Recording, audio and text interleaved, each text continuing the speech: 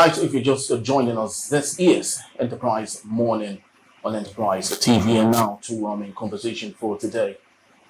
Terrorists have abducted more than a staggering 100 female internally displaced persons (IDPs) in Ngala, the headquarters of Gamboru, Ngala local government area of Borno State. This is according to a report by a Nigerian newspaper, Daily Trust, citing locals, community leaders, and security sources. The sources said the women left their camps in search of firewood in the bush around Jillam and Wurga village. It's about 15 kilometers from the town when the tragedy struck. It was gathered that the incident happened on Sunday, March 3, 2024, but only came to the fore on Tuesday. Both Boko Haram and Islamic State West Africa Province, ISWAP, have been carrying out heinous acts in the northern and central part of Borno for years, and it is not yet clear which of the faction is behind the latest incident. This is one of the major abductions that took place in Borno since the kidnapping of 276 girls of Government Girls Secondary School Chibok on the night of April 14, 2014, and another incident on February 19, 2018 in Dapchi, in which more than 100 schoolgirls were also kidnapped. Up till date, dozens of the Chibok girls are yet to return. This is in addition to hundreds of others whose plight did not attract national and global attention, even as their immediate families are still living in pain. If this isn't disheartening, one wonders what it is. With me in the studios today to discuss this very sensitive topic is Barrister Evans Ofeli. He is a barrister at law and also a public commentator. Welcome to you, sir. Good morning. Good morning. And welcome to Enterprise TV today. And also with me in the studios is Emeka Madunago, who's a journalist and also public affairs commentator. Good morning to you, sir. Good morning. All right. So, gentlemen, we have it. We're having it again. It keeps, coming up all the time. It's becoming a big issue to us in the country. Issues of abduction, issues of insecurity, citizens not having, what it takes to live like good Nigerians, even in their local community. And now we have it again in Borno State. What do you think is going on here? Let's start from you, Emeka. Well, it's unfortunate that yet again a case of mass abduction in Borno State, which is almost 10 years to the day, April 14, 2014, when 276 Chibok girls were kidnapped in the same Borno State. And it is quite sad that nothing has really been done to end this IDP saga. Yes, I know the military has said it has degraded Boko Haram and ISWAP, but strangely, in recent months, both groups have suddenly gained some strength. There's been some resurgence. One wonders where they're getting this newfound strength. And then, of course, when Nigeria led ECOWAS to place sanctions on Niger Republic as a result of the military takeover of government, it was feared that this might hamper the operations of the multinational joint task force, which has been in operation in the northeast for over a decade, fighting against Boko Haram and lately ISWAP. So, to all intents and purposes, this is very sad news. These women going out to get firewood and getting abducted. Once again, it shows that the military authorities cannot rest on their laurels. These terrorist organizations are still as dangerous and potent as ever. Yes, so I want to believe, it's been said allegedly that the military do not have hands in all of this. But I think it's very important we do not go superficial any longer. Let's get deep into this issue. What do you think is the military doing about this, and do you think they are complicit to all of this? Because in some time now we've been saying, don't go into that for so long. But I'd love us to really get into that if it's possible. I don't think the military are complicit. What has happened here is a case of negligence From the Nigerian government. When people are in IDPs, they are under an emergency situation because they have been displaced from their natural abode, and the state has to take over the security and their welfare and to put them somewhere they call the Internally Displaced Persons camp. Okay? By so doing, it is the responsibility of the military, the government of Nigeria, to take care of their welfare such that they are not found looking for firewood. I remember the law schools in the north. The soldiers will not allow you to step out from the law school to go buy anything until it is an emergency, it is critical, and you must have a backup, an escort. They would allow you because of the insecurity. Now, people in the IDP camps are even worse off. Why? Because they have been displaced. So the government ought to take care of them. So why would they be allowing soldiers? Why would soldiers allow them to leave that vicinity? That's exactly what I'm talking about. To look for firewood. Yes. It speaks a lot. It tells you that the people in the IDP are abandoned. They are abandoned to fend for themselves. That's exactly what the case is. And if we have to analyze this thoroughly, it should not end that the Boko Haram abducting these people. The federal government is hereby indicted for not taking care of them, for not putting the right security apparatus around them if they have to go out. There must be rules of engagement under an emergency situation. Okay? So this speaks volumes. Just like the federal government have failed to take care of the citizens outside the IDP camps, even when the constitution says the security and welfare of the people shall be the responsibility of government, the government in its dereliction of duty have also extended that to people under emergency situation. And that is why if they have to go to get firewood, I believe that those people may be the one feeding themselves and fending for themselves. But it's not supposed to be like that. That is the reason you have government. You have government so that the welfare of the people and their security will be taken care of.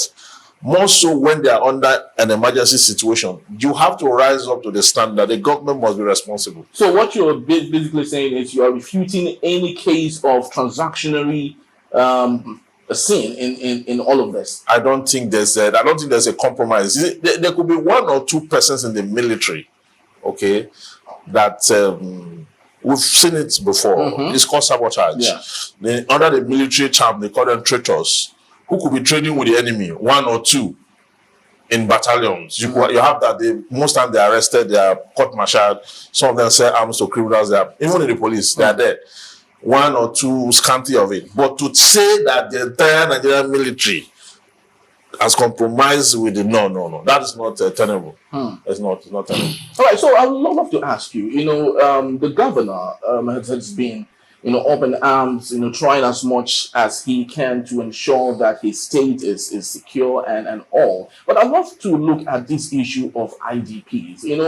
I do not know exactly, talking about history when the IDPs actually started and why we are making it, such a big deal. And the question is, why do you think the government is finding it very difficult to totally, if possible, eradicate issues of IDPs? Well, IDPs come about as a result of emergency situations, like Barrister Ophelia said. Well, in this case, due to displacement by terrorists.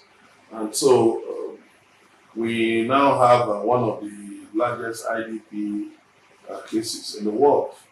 I think maybe number 3 or so in the world. So some of those areas are still very dangerous, actually. And then, these people are predominantly farmers. So they are not used to this sedentary way of life. Because in the IDP camps, they just, don't do any farming. Now, they will definitely want from time to time to sneak out of the camps to go and do 1 or 2 things. Maybe in this case, they were said to have gone to get firewood. So firewood maybe to prepare fires for their, to take care of meals, needs and all of that. But the large number of 100 women raises suspicion that there was serious negligence on the part of those entrusted to the care of these IDPs, and that has to be investigated. I mean, what again it shows is that it's possible that people have been allowed to leave the camp at will, to leave the IDP camp at will, and definitely, because maybe there was this false sense of security that the terrorists have been largely depleted, so they won't really pose a threat. But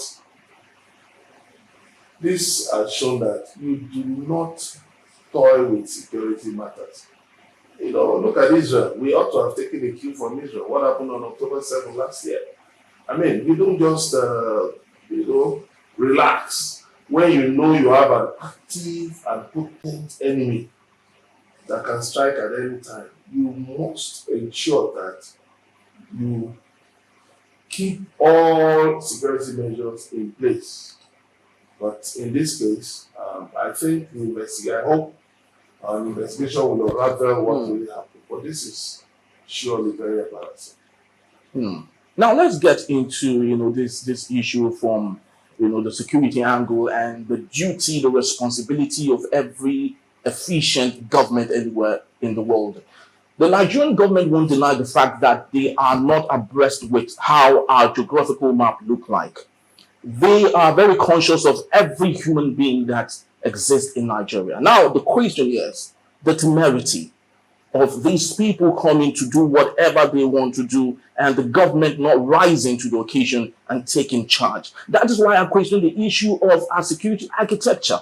Do you really think the security architecture in Nigeria is good enough to take care of issues like this, knowing that a third force can come into the country and do whatever they want to do, and the Nigerian government fully sponsored and funded not being able to tackle the issue? We talked about the service chiefs some time ago when they came to the National Assembly to ask for more funds to prosecute the war against terrorism. And then we said that these people have largely failed the country. The ones before them and the ones now, okay? And the argument was that why do you have video clips showing us where the insurgents are, how they fraternize during their pastime, how they cook and all that. Yeah, they have the time to do viral videos. We have all those clips and all that. But how is it that it's now difficult for you to exterminate them? Exactly. That was when the conspiracy theory sprang up that if Boko Haram is exterminated, the security chiefs and the heads of this will not have the huge kind of money that is voted for them. But to what ends? No, that is a conspiracy theory. Yes, I was saying, yes. It's not even fit for this conversation. Exactly. But I'm just making reference to it. That is why I call it a rumor, a conspiracy theory. When you look at this case properly, the excuse the military has given us over time that this is not a conventional war. That if it were a conventional war, the insurgents would have been exterminated. There's a guerrilla war. There's a hit-and-run war. And the question I ask myself is, if it's a hit-and-run war, and you have carried out extensive research, you have told us also that many of them are from Mali, okay? And you have a border somewhere through which they come in, okay? Now, why have we not been able to put surveillance across our borders? Okay, if truly they come from outside, and if they are within us, how come we're not able, even with the civilian JTF and all the strategy that have been deployed, how come we don't have efficient technology to because it even gets worse when after citizens are kidnapped, the distress call and the response to those issues are also very slow. You understand? As we speak now, until the military chief gives an order that set out and nobody will move on the matter under reference. So I think the military, the government is negligent. The military have not done well with all they understand about the few times they tried to hit the Boko Haram spot, they ended up hitting citizens, even in the IDP camps. So the IDP camps have become an unfortunate metaphor for the inconsistent war against terrorism in Nigeria, because it's either they hit them or they go for firewood or something as a result of lack of care. And to say that 100 women have to leave at once would mean that there's no security in the IDP camp. 100 women. Maybe there may be more than 100, perhaps few of them may have escaped. But to say that 100 people went out for firewood at once. At the IDP camp must be a firewood factory. How much firewood, how many persons do they need to get firewood to cook if it's expedient, actually? You understand? So I think the service chiefs should give us explanation. The National Assembly again, we have to summon them. The National Assembly because the National Assembly have always treated this issue of mass kidnap with kid gloves. Whereas it is the frontline action. The National Assembly ought to audit the military, the executive, everybody. You have to audit everybody on actions, derelictions, inactions, negligence.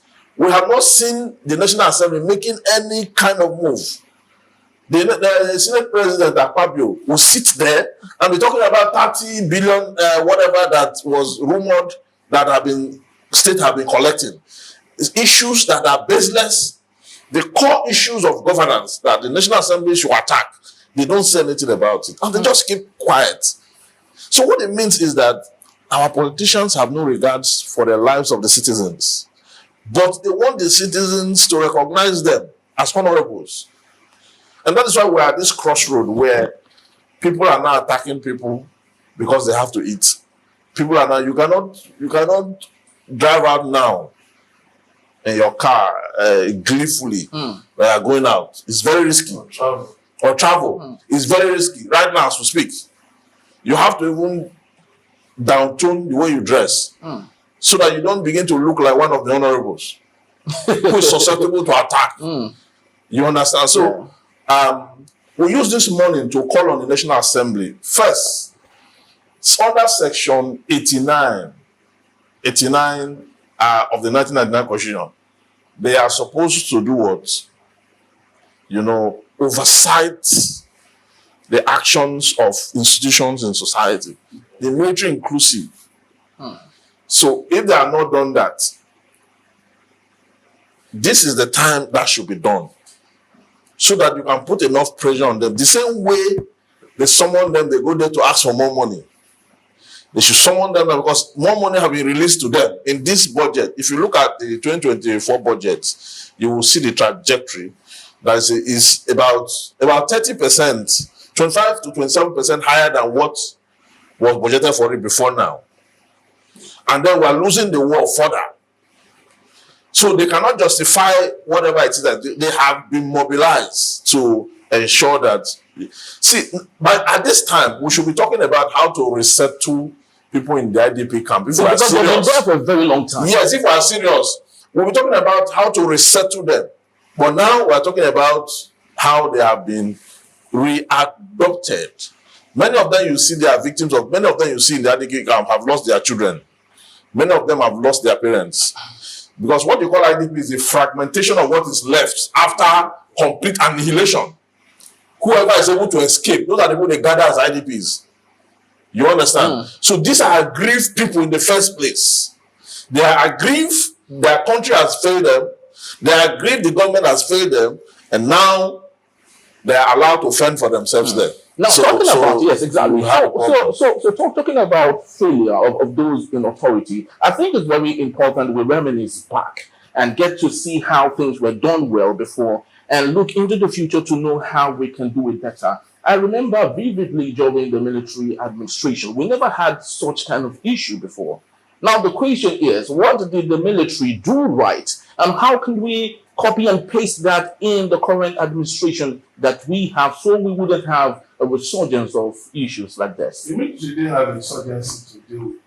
So why didn't they have it? So why are we having it in a democratic setup like this? Security challenges come up from time to time in different dimensions. In the time of the military, we had armed robbery. Serious armed robbery. Serious highway robbery. In the same category like what we have today as big as this. Bands of armed robbers will go in buses from street to street, house to house, robbery. In those days, they used to steal television as heavy as foam, a carry of foam under the military. So the military had its own types of security issues to deal with. This is an emerging threat. Terrorism, insurgency. These are emerging threats.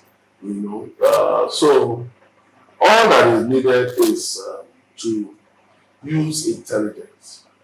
Because do we have the intelligence? Well, we must have it because we're a sovereign nation. That is one. Two, it has been said that the Boko Haram and ISWAP, some of them actually live among the IDPs. Live amongst the IDPs? Yes, it happens all over the world. It happens all over the world. Go and check anywhere you have IDPs. You usually have some of those, because they too seek intelligence. So they want to embed themselves in vulnerable places where they can get soft targets like those women. But the point is that there was something I was watching on CNN yesterday.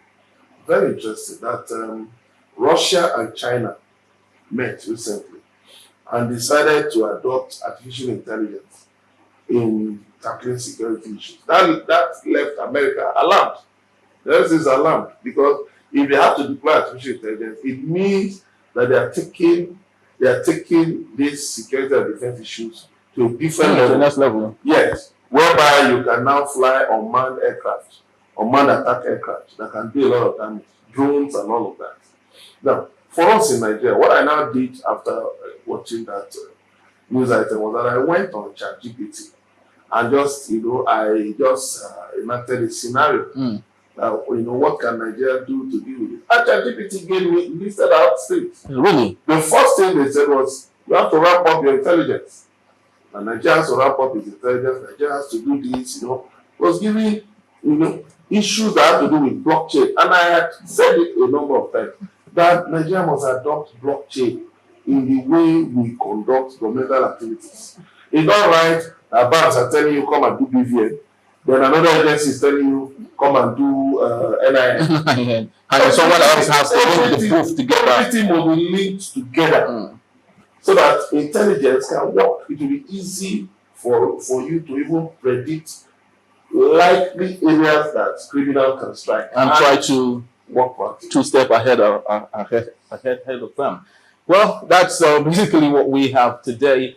And the truth remains that you cannot have you cannot have an efficient economy, where the security is not good enough. And so what we need in Nigeria basically is a safe country where Nigerians can call home, and those in authority can also have the opportunity of leading us well. I'd love to say thank you to Barrister Bansufeli for being part of our show today. It was really an engaging discussion, and to you, Emeka Madunago. Thank you so very much also for being part of our show today. And for you watching, we'd love to say thank you so very much for giving us your time.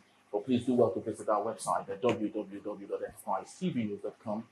Like, comment, and follow us on all our social media platforms at Enterprise TV7. I am Henry Igwe. I'll see you tomorrow.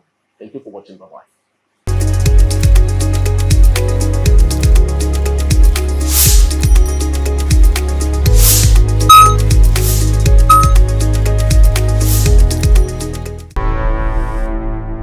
Enterprise TV, a tradition of truth.